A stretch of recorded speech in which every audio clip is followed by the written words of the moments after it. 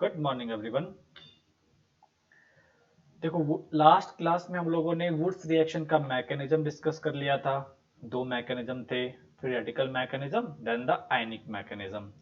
उसके बाद हमने इसके कुछ क्वेश्चन सॉल्व किए थे कि हम ड्राई ईथर क्यों यूज करते हैं, फिर प्रोडक्ट के बारे में अगर दो अलग अलग कंपाउंड दे रखा हो तो प्रोडक्ट क्या आएगा, कौन सा मेजर प्रोडक्ट होगा, और सिमेट्रिकल प्रोडक्ट क्यों आता है मेजर प्रोडक्ट में। तो ये सारी चीजों को हमने डिस्कस किया था।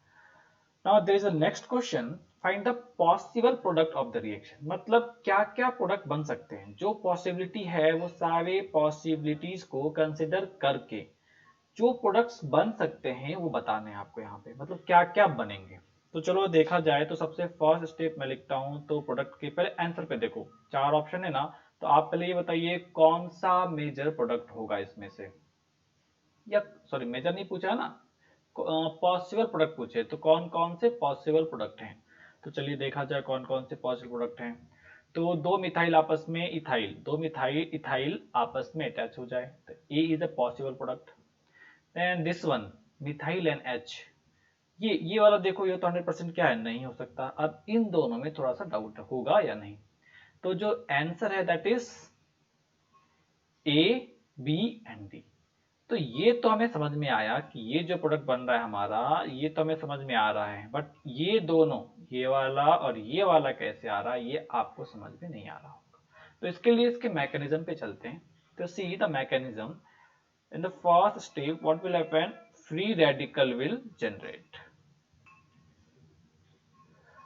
तो अब देखो यहाँ पे क्या बना, फ्री रेडिकल हमारा आ गया। क्लियर है। तो फ्री रेडिकल आने के बाद अब क्या क्या हो सकते हैं, तो हमने बोला कि जो मॉलिक्यूल्स का कंटेनर है, जिस कंटेनर में रिएक्शन हो रहा है वहां पे क्या क्या है, काफी सारे इथाइल मॉलिक्यूल्स हैं, काफी सारे इथाइल मॉलिक्यूल्स, मतलब इसके जैसे और भी बहुत सारे इथाइल मॉलिक्यूल्स हैं। तो मैं लिख लेता हूँ यहाँ पे CH3 एंड CH2 डॉट, ये है। बगल में एक और इथाइल मॉलिक्यूल्स हो सकता है, तो यहाँ पे H है, यहाँ पे H है, यहाँ पे इथाइल मॉलिक्यूल, यहाँ पे CH H NH। कुछ मॉलिक्यूल्स ऐसे भी होंगे CHH। तो ओरिएंटेशन तो किसी भी तरीके का हो सकता है। यहाँ पे एक H है।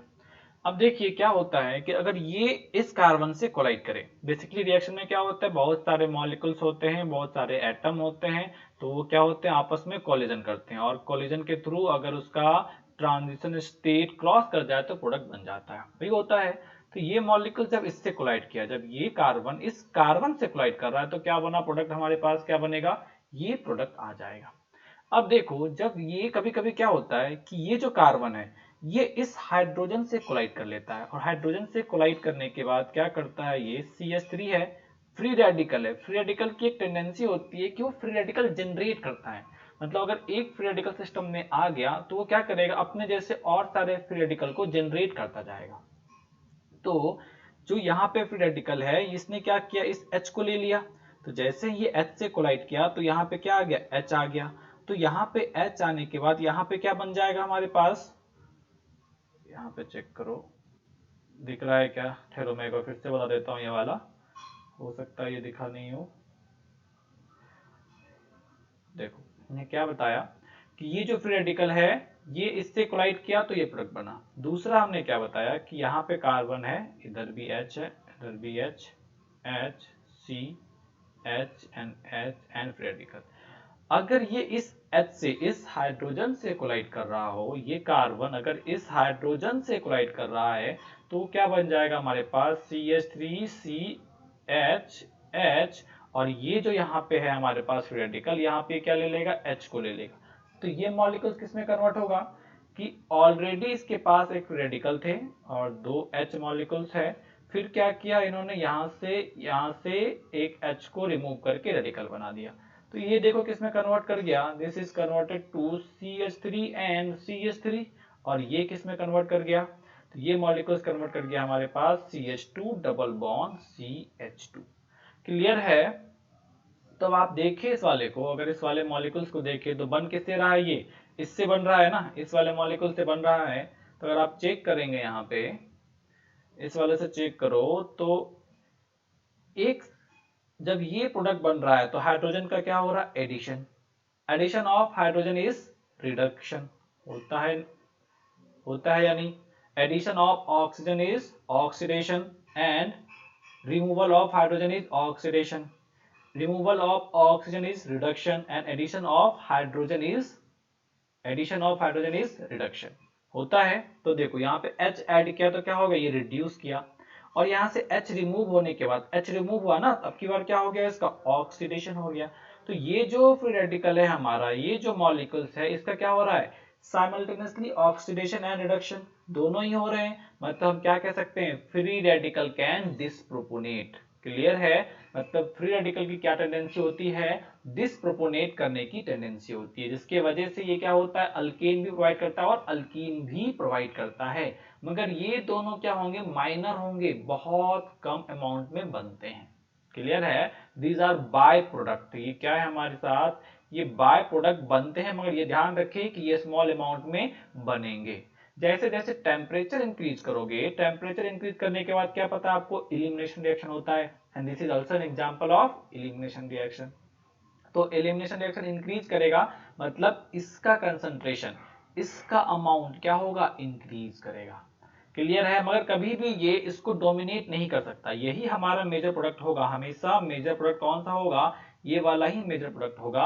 मगर बाय प्रोडक्ट में या पॉजिटिव प्रोडक्ट के तौर पे ये दोनों भी मॉलिक्यूल सॉल्यूशन में अवेलेबल होंगे।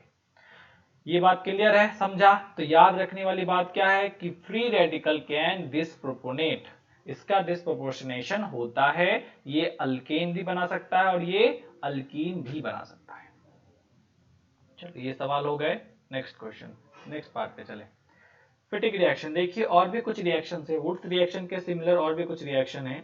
तो जैसे फिटिक रिएक्शन है, वुड्स फिटिक रिएक्शन है। तो फिटिक रिएक्शन क्या होता है, अभी हमने जो अल्काइल पे पढ़ा, हमने जो वुड्स रिएक्शन पढ़ा, वहां पे हमने क्या पढ़ा था, RX रिएक्ट विथ सोडियम, ये पढ़ा था ना, सोडियम एंड ड्राई ईथर, ये पढ़ा था। दैट इज अल्काइल हैलाइड, मतलब अल्काइल चेन है।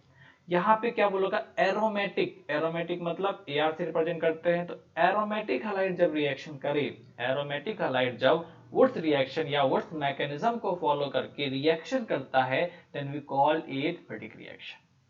बेसिकली नाम जो है साइंटिस्ट के नाम पे हैं जिन्होंने इस रिएक्शन को ढूंढा, इस वाले रिएक्शन को, दैट्स कॉल्ड वुड्स।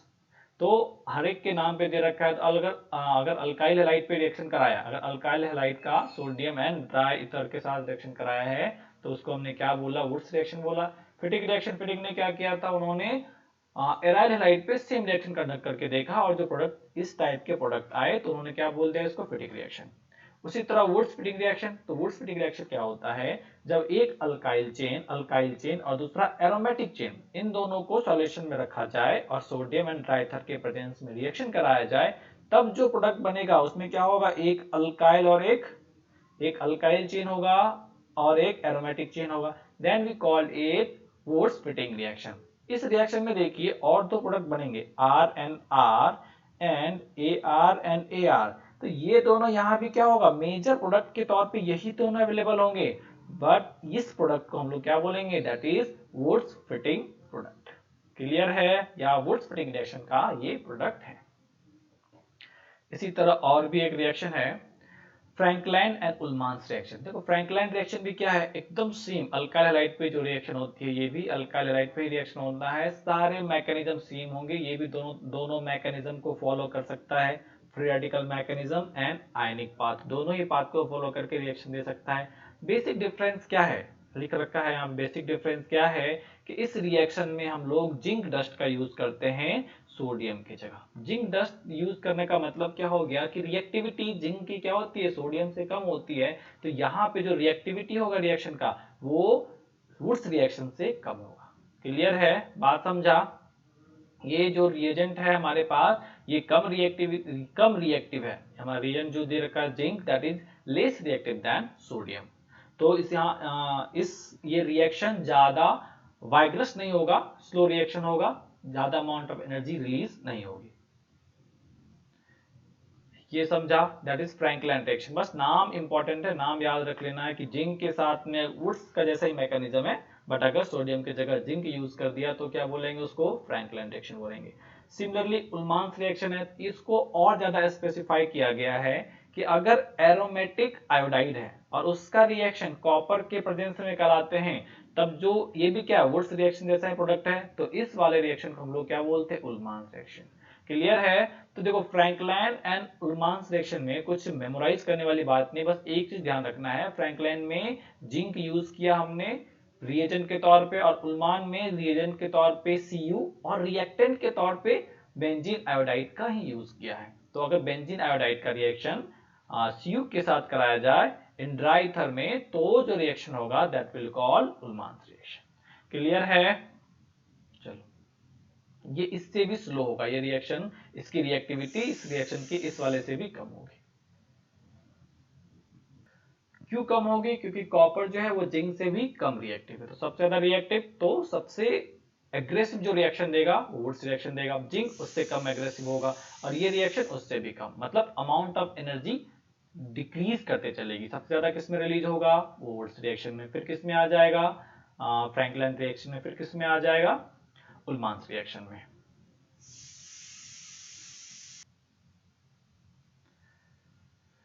चलिए, यहाँ पे कुछ सवाल हैं, ये सवाल सॉल्व करेंगे।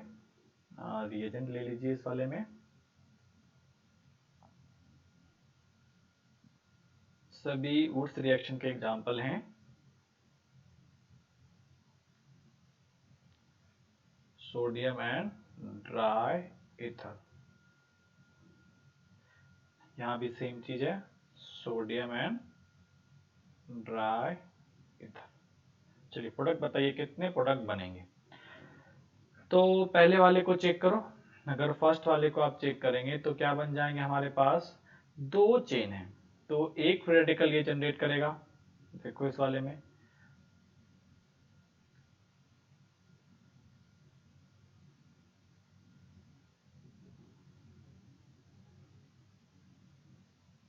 एक फ्री रेडिकल यहाँ पे जनरेट हो जाएगा, और दूसरा फ्री रेडिकल क्या होगा, इधर जनरेट होगा,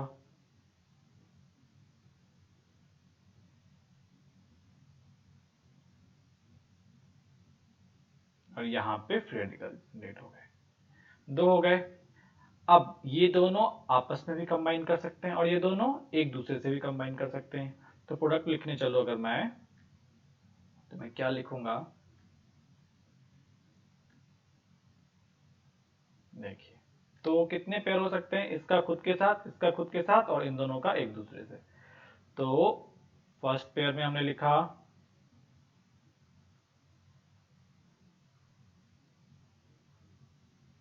ये बन गया। दूसरा क्या हो सकता है कि ये मॉलिक्यूल्स यहाँ पे हो, और यहाँ पे एक कार्बन, ये कार्बन, और उसी तरह, सॉरी,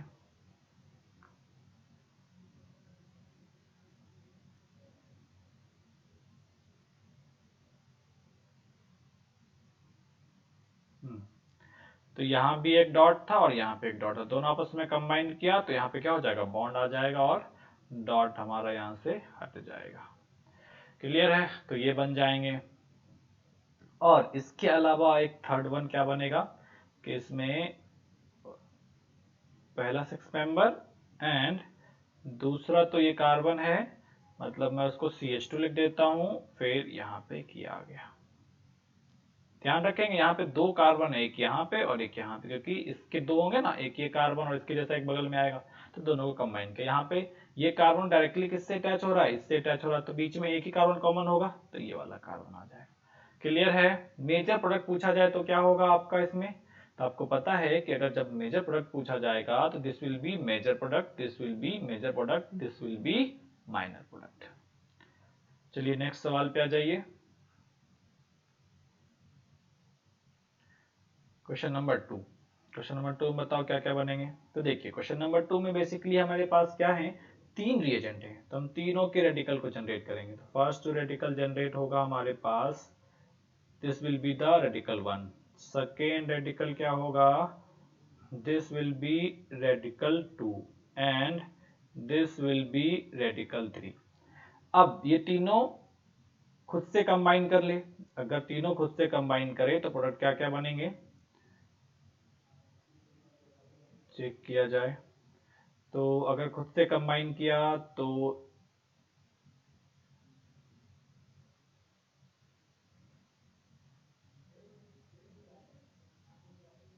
ये बन जाएगा। ये अगर खुद से कंबाइन किया तो क्या बनेगा, यहाँ पे एक CH2 और उसी तरह नीचे साइड से भी एक, and it will have CH2 और ये दोनों आपस में कंबाइन कर गए। ये अगर खुद से कंबाइन करे तो क्या बन जाएगा, ऐसे और एक ऐसे। तो कितने आ गए, 3 तो यहां से आ गए। अब क्रॉस प्रोडक्ट भी चेक करेंगे, तो ये और इससे कंबाइन करें तो ये हो गए, ये हो गए। अब ये वाला इससे कंबाइन किया तो क्या बनेगा, यहाँ पे CH2 और यहाँ पे चेन हमारा, ये बन गया। ये वाला अगर इससे कंबाइन करें तो क्या बन जाएगा,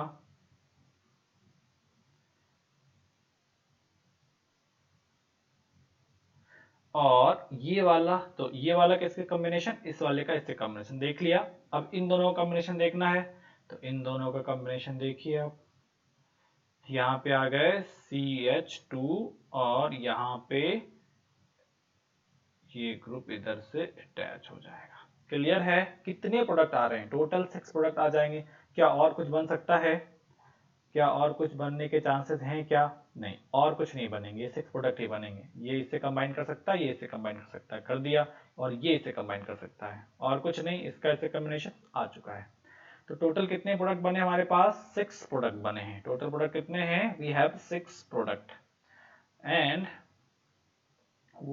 विच आर द मेजर प्रोडक्ट, कौन कौन से मेजर प्रोडक्ट में मिलेंगे, तो ये हमारा मेजर प्रोडक्ट होगा, ये मेजर होगा, ये मेजर होगा, ये माइनर, ये भी क्या हो गया माइनर, और ये भी क्या हो गया माइनर। क्लियर है यहां तक, चलो नेक्स्ट सवाल पे आ जाओ। इस वाले का बताओ प्रोडक्ट क्या बनेंगे, ये दोनों का बताइए, question number 3 and question number 4। Question number 4 JEE advance में पूछा जा चुका है, तो पहले सोच कर बताएंगे इसका प्रोडक्ट क्या बनेगा। Then we will have question number 5. This will be the question number 5. चलिए बनाइए फटाफट, वीडियो पॉज करें और ये तीनों क्वेश्चन सॉल्व करके बताइए क्या आएगा।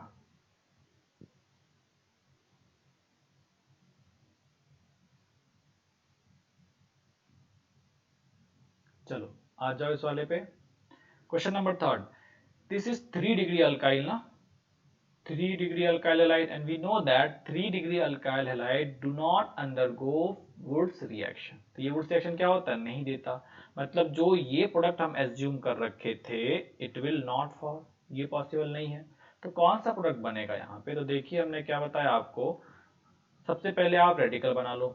रेडिकल बनाया तो क्या आ जाएगा, CH3 carbon and CH3 and CH3 and dot, ये आ गया हमारे पास। अब देखिए जो सेम मॉलिक्यूल्स होगा यहाँ पे अवेलेबल, इसी का दूसरा मॉलिक्यूल्स जो ये वाला है। अब इन दोनों के बीच में कोलिजन पॉसिबल नहीं है, क्यों पॉसिबल नहीं है, क्योंकि ये इसके पास क्या है, काफी बल्की है, अगर जाएगा भी तो ये कार्बन इस कार्बन तक पहुंच नहीं सकता, तो बॉन्डिंग पॉसिबल नहीं है। तो ये किससे कोलाइड कर सकता है, तो हम देखें यहाँ पे H तो अवेलेबल होगा इस वाले से अटैच, तो इसको 2N, I am writing it like 1H। तो इस H से ये कोलिजन कर सकता है, इस H से कोलिजन कर सकता है। तो जैसे ये H से कोलिजन करता है तो क्या हो सकता है, यहाँ पे इस H को रिमूव कर दे और यहाँ क्या बना दे, डॉट बना दे। तो अगर यहाँ पे डॉट बना तो प्रोडक्ट के तौर पे चलेंगे तो क्या मिल जाएगा मेरे को, यहाँ पे डॉट बन गया, मतलब CH2 डॉट एंड C, यहाँ पे ऑलरेडी एक डॉट है, एंड CH3 एंड CH3, ये बन जाएगा। और ये इसको लेके चला गया तो C यहाँ पे आ गए, H यहाँ पे आ गए CH3,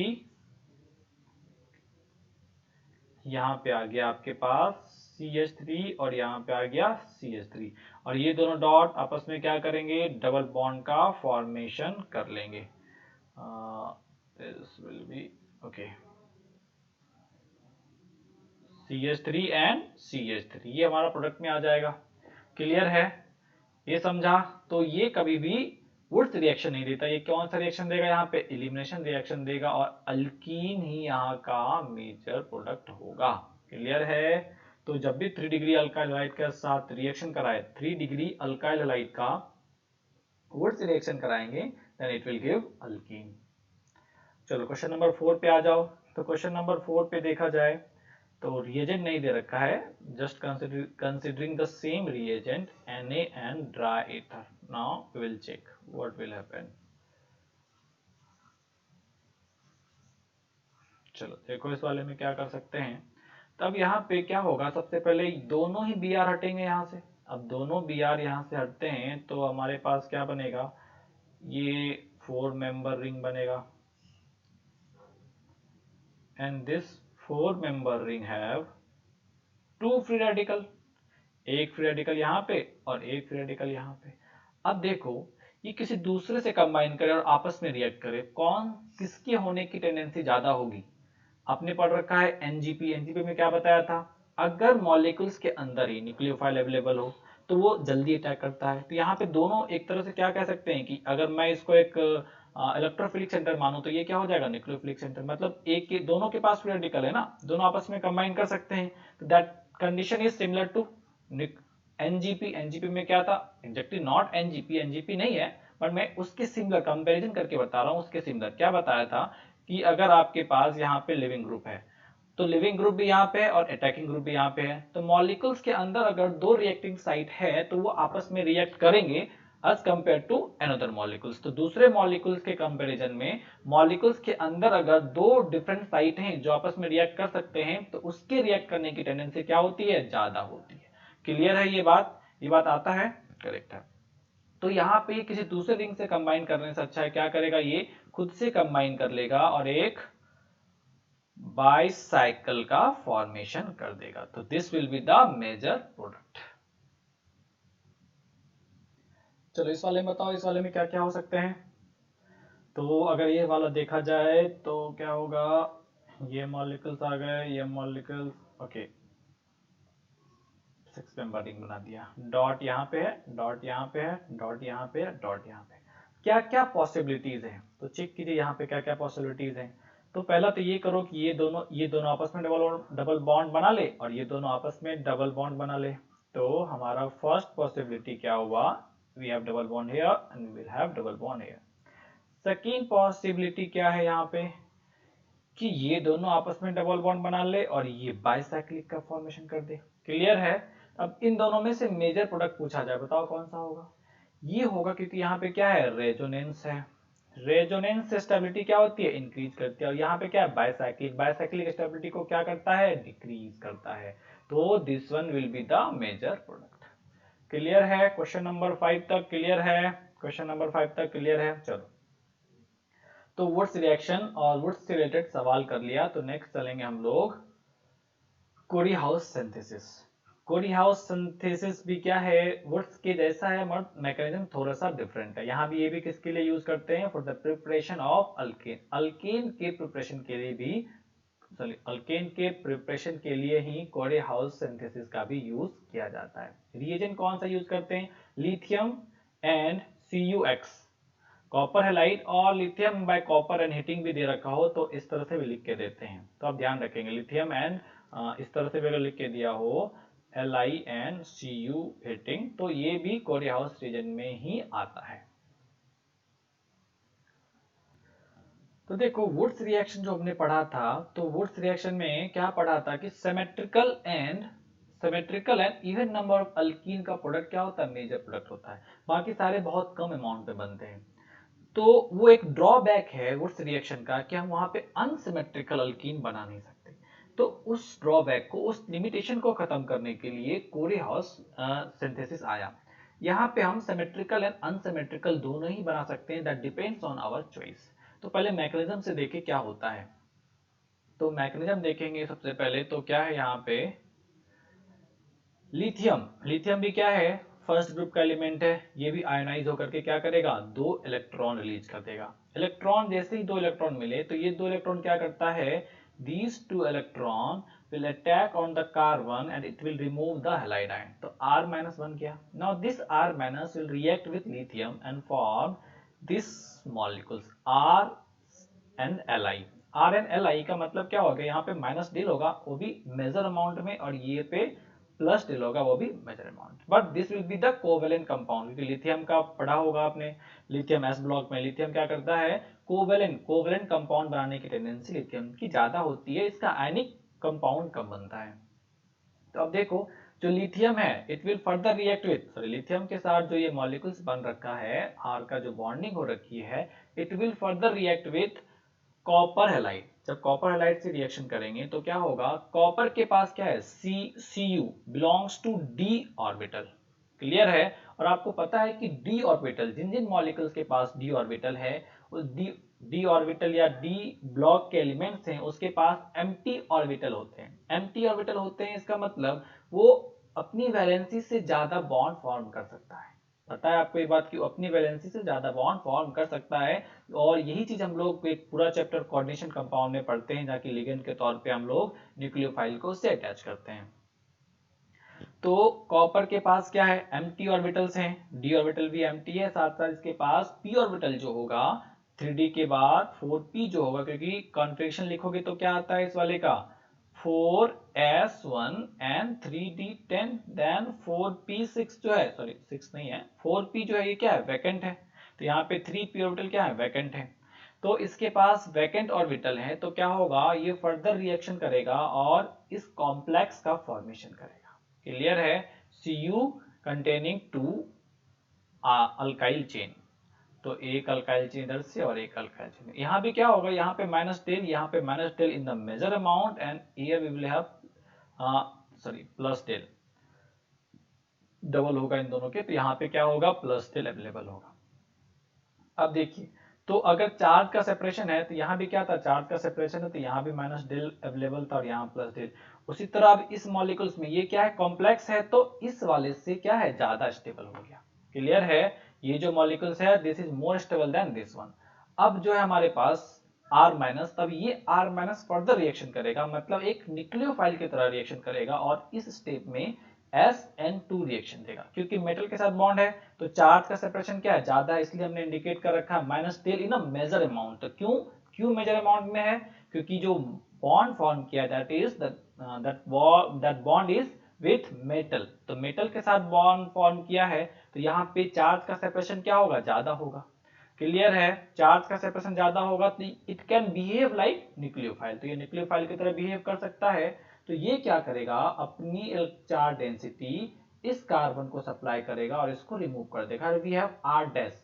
तो अब देखो यहाँ पे दो चीजें, यहाँ पे एक अल्काइल चेन लिया हमने और रिएक्शन कराने के बाद एक रिएजेंट जनरेट किया, उस रिएजेंट को हम दूसरे अल्काइल हैलाइड से रिएक्शन कर रहे हैं, फिर हमारा अल्केन जनरेट हो रहा है। तो अगर मैं चाहूं तो ये अल्काइल हैलाइड और ये अल्काइल हैलाइड डिफरेंट कर दूं तो हमारा प्रोडक्ट क्या हो जाएगा, डिफरेंट आ जाएगा। अनसिमेट्रिकल आ सकता है, ऑड नंबर आ सकता है, हम कुछ भी रख सकते हैं, सिमेट्रिकल भी ला सकते हैं, इवन नंबर भी ला सकते हैं, और अनसिमेट्रिकल ऑड नंबर भी ला सकते हैं, क्लियर है। तो दोनों ही पॉसिबिलिटी यहाँ पे है, सिमेट्रिकल अल्कीन भी हम फॉर्म कर सकते हैं और अनसिमेट्रिकल अल्कीन भी फॉर्म कर सकते हैं। इसलिए कोरी हॉर्स सिंथेसिस जो है that is better than Wurtz reaction, क्योंकि ये वुर्थ रिएक्शन के लिमिटेशन को कवर करता है, क्लियर है। मैकेनिज्म नोट करेंगे, देखेंगे ये जो है हमारा इस रिएजेंट को हम लोग, सॉरी ओके, तो इसको हम लोग गिलमांस रिएजेंट भी बोलते हैं, क्लियर है। तो याद रखेंगे इस रिएजेंट का नाम क्या होता है, गिलमांस रिएजेंट नाम होता है।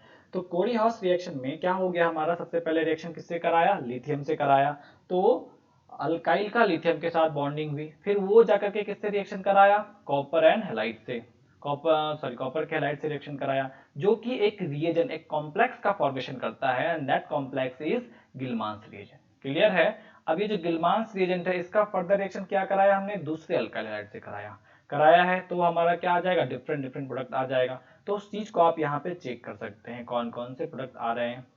तो पहली चीज तो आपको ये क्लियर होनी चाहिए कि Cu जो है इसका जो बॉन्डिंग है R के साथ एंड R के साथ, मेटल है, इसके वजह से यहाँ पे चार्ज सेपरेशन और यहाँ पे चार्ज सेपरेशन बहुत ही ज्यादा होता है, that's why it can behave like nucleophile, means it can behave like R minus, Grignard reagent बोलते हैं इसको, आगे हम लोग पढ़ेंगे ग्रिग्नार्ड रिएजेंट के बारे में, तत्काल अभी समझ ले। तो सिमिलर टू ग्रिग्नार्ड रिएजेंट ये बिहेव करता है, क्यों बिहेव करता है? क्योंकि चार्ज का सेपरेशन काफी ज्यादा होता है। तो हमने एक एग्जांपल लिया, तो जैसे मैं रिएक्शन कराऊं पहली बार कि मैं CH3X का रिएक्शन कराया सबसे पहले बार लिथियम के साथ, तो हमारे पास क्या मिल जाएगा यहाँ पे? आप यहाँ पे अगर लिथियम लेंगे तो we will have CH3 and Li+, ये मिल जाएगा। इसका फर्दर रिएक्शन करा दीजिए, इस वाले मॉलिक्यूल्स का हम फर्दर रिएक्शन करा दिया। हमने इसका रिएक्शन किससे कराया? CuX से। CuX से रिएक्शन करा देते हैं, तो 2 मोल ले लिया, सॉरी वो आप बैलेंस कर सकते हैं, कोई दिक्कत नहीं है। तो मैं यहाँ पे 2 मोल यूज कर रहा हूँ। Then we will have CH3 and CH3, Cu and CH3, ये बन गया। साथ ही साथ बाय प्रोडक्ट आप वहां से लिख सकते हैं, ये complex having minus and Li+। अब इसका रिएक्शन मैं करा देता हूं CH2 CH3 CH2 and X से। अब देखो यहाँ पे क्या, एक मिथाइल के ऊपर माइनस चार्ज है और यहाँ पे इस मिथाइल के ऊपर माइनस है, तो ये भी अटैक कर सकता है यहाँ पे, ये भी, दोनों में से कोई भी अटैक करे। तो अब की बार प्रोडक्ट देखिए क्या आ जाएगा, CH3 CH2 एंड CH3, ये प्रोडक्ट आ गया है। और अगर यहीं पे हमने इस वाले के साथ अगर हमने क्या यूज कर दिया, मिथाइल यूज कर दिया CH3X, तो अब की बार क्या मिल जाएगा, CH3 एंड CH3। देखिए इवन नंबर एंड सिमेट्रिकल भी मिल सकता है, ऑड नंबर एंड अनसिमेट्रिकल भी मिल सकता है, क्लियर है।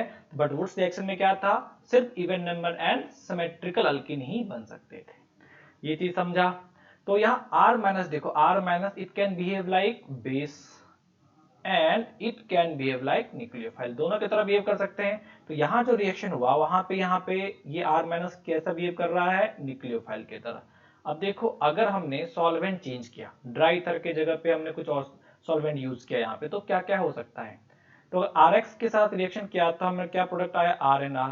बट अगर H2O के साथ रिएक्शन कराया तो क्या बोला हमने, Cu एंड R, एंड यहाँ पे भी R है, तो यहाँ पे माइनस चार्ज, यहाँ पे माइनस चार्ज आ रहा है। अब अगर हमने वाटर के साथ रिएक्शन कराया, फिर चाहे RX हो या नहीं हो, सॉल्वेंट में वाटर भी लिया, तो ये एक बेस है ना, और ये एसिड है, एसिडिक H है, तो यहाँ पे एसिड बेस रिएक्शन भी पॉसिबल है। तो ये क्या करेगा, इस पे अटैक करके RnH का फॉर्मेशन कर देगा। तो यहाँ प्रोडक्ट क्या आ जाएगा, RnH। उसी तरह यहाँ पे क्या आ जाएगा, RnD, और यहाँ पे चलोगे तो ये भी H क्या होता है, एसिडिक होता है, तो यहाँ भी क्या आ जाएगा, RnH। समझा, मतलब ये जो है R- एंड यहाँ पे R-, it can behave like nucleophile and it can behave like base। इस वाले में न्यूक्लियोफाइल, बाकी तीनों में बेस के जैसा बिहेव कर रहा है, क्लियर है।